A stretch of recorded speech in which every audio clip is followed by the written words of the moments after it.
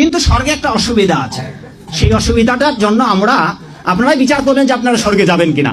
স্বর্গে, সঞ্জয় বাবু, স্বর্গে একটা অসুবিধা আছে, সেটা হচ্ছে কি, যে যেই পরিমাণ আপনার ক্ষুধা লাগবে স্বর্গের দেবতারা এই পরিমাণ আপনাকে খেতে দেবে না। ওখানে সুন্দর সুন্দর পাকা ফল আছে, কিন্তু গাছের ডাল থেকে ছুটে আপনি খেতে পারবেন না। ক্ষুধার ঠেলে আপনি জল খেতে যাবেন, ওই সরোবরে নদীতে যে স্রোতস্বিনী ধারা আছে, ওই জল আপনি হাতে উঠে খেতে পারবেন না। তো ওখানে যারা স্থায়ী দেবতা আছে, ওরা যা খাইতে দেবে আপনার তাই খেতে হবে। ফলে স্বর্গ শান্তি নেই। আমার এখানে অনেকগুলো গ্রন্থ আছে, এই গ্রন্থের একটা গ্রন্থে লেখা আছে যে স্বর্গেও শান্তি নেই, স্বর্গেও শান্তি পাবেন না। সর্বপ্রথম আপনাদেরকে যে জিনিসটা আল্লাহ তাআলা সার্ভ করবেন সেটা কি জানেন? আউয়ালু তাআমিন ইয়াকুলুহু আহলুল জান্নাতি ফাজিয়াদাতু কাবিদিল হুত। The first meal and snacks will be served in Jannah is fish liver fry, মাছের ভুনা কলিজা।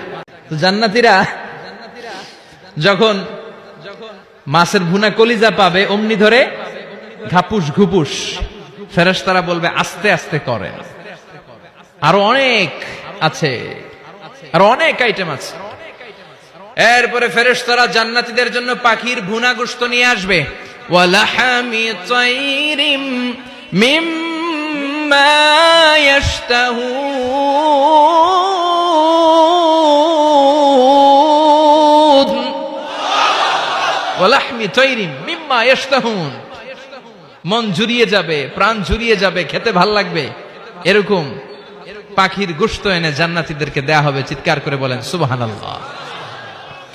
পাখির গোশত পেয়ে জান্নাতীরা সেটাও খাওয়া শুরু করবে। ফেরেশতারা বলবে আস্তে আস্তে খান, কারণ এইখানে খাবার দেয়া বন্ধ হয় না, খাবার দেওয়া কখনো থেমে থাকে না।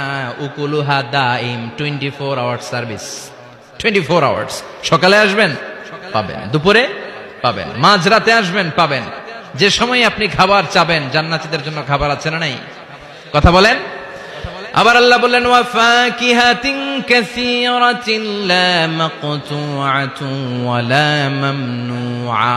অঢেল ফল জান্নাতীদের সামনে দেয়া হবে, সরাসরি প্লেটেও দেয়া হবে। আবার জান্নাতের ফলের গাছগুলো হেঁটে হেঁটে জান্নাতীদের সামনে এসে দাঁড়িয়ে থাকবে।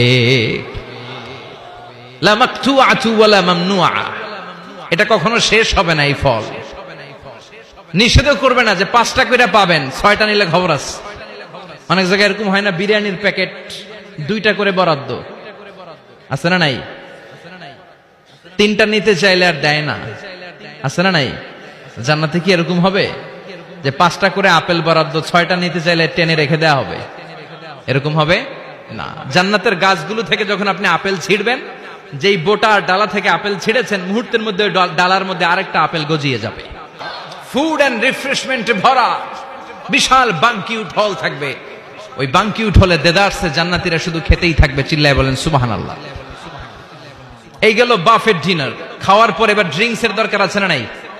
কথা কন। চেয়ার করা লাগবে না, চেয়ার্স, গ্লাসে গ্লাসে ধাক্কা মেরে চেয়ার্স, আছে না নাই?